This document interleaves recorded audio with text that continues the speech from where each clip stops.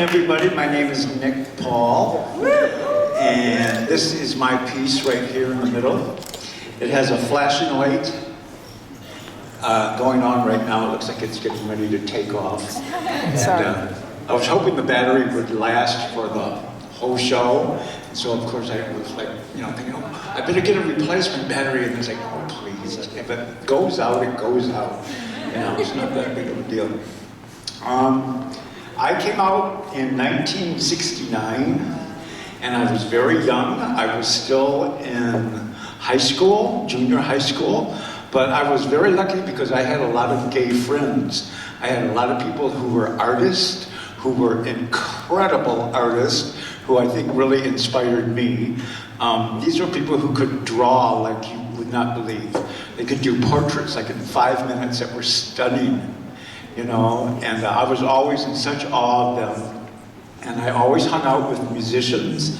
A lot of relatives in my family are musicians, and there was always a concert to go to, or getting into a bar downtown where my friends were playing, and it was really an exciting time for me. 1969 was probably one of the most exciting times of my life, because everybody was coming out, the music industry and the marches, and David Bowie, Bette Midler, Patti LaBelle, and I talk about these people like I know them, and I do not know these people. But I will say 1969, I'll say, oh, and Bette Midler, she used to blah, blah, blah. They'd say, you know her? Like, no. But their music was like the tapestry of my life. Their music was always playing in the background.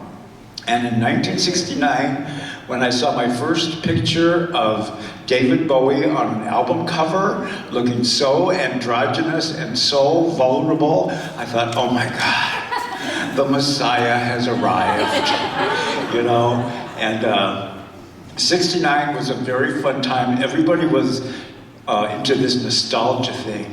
Everyone was dressing up like the Andrews Sisters, and so were the women. And I remember I had two friends, these lesbian friends, and they dressed like the Andrews Sisters to the tilt. And I still love that era. Oh my God, it was so exciting. Platform shoes and padded shoulders, and oh my God, it was a lot of fun. So anyways, this piece here, I call it No Apologies, because I have no apologies for any avenue that I've ever gone down in my life. Every avenue I have traveled has made me what I am today. The original idea was I wanted to create a cathedral, because in Christian religion they say that you are the house of God, you are the temple of God. And I thought, well, if this is true, then this is all the stuff that's inside the temple. You may not like it. You may not want to go into that church, But I have like a lot of memories of stuff. There's like tea rooms that I used to go to, and those millennials who don't know what tea rooms are, you may want to look them up, Enough said about that, but there were some really golden age tea rooms, and different places I went to, and of course, as my life unfolded more, I was lucky enough to get into AA, and I had 38 years sobriety, which I'm very happy about. 38 years of quality sobriety, and it's not that I haven't fucked up or done bad things. I've had my share, I'll just leave it at that.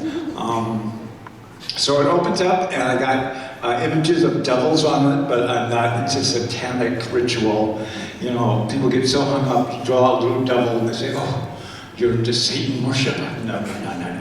It's just like the devil 1950s kind of worship. And on the back, I have my 3 favorite fetishes, which is drag, fetish, and anarchy, So, and it's also a little Day of the Dead on the back. We celebrate that on November 11th, but I celebrate it all year long because I love Day of the Dead. It's very exciting to me. And Day of the Dead had a lot to do with punk rock during that era too, because a lot of people were into it, and I didn't know what the hell they were talking about. It's like, what is this Day of the Dead? What? You know, and they're like, no, Day of the Dead is where you worship, you know, people that are gone, not here anymore. And I've always loved that. So you're welcome to come and take that chair and sit and look inside my temple, because there's a lot to look at. And if you sit down and look, you'll go, oh, what the fuck? Look at that. Oh my God. You'll see a lot of different stuff about my life. So thank you for letting me share this.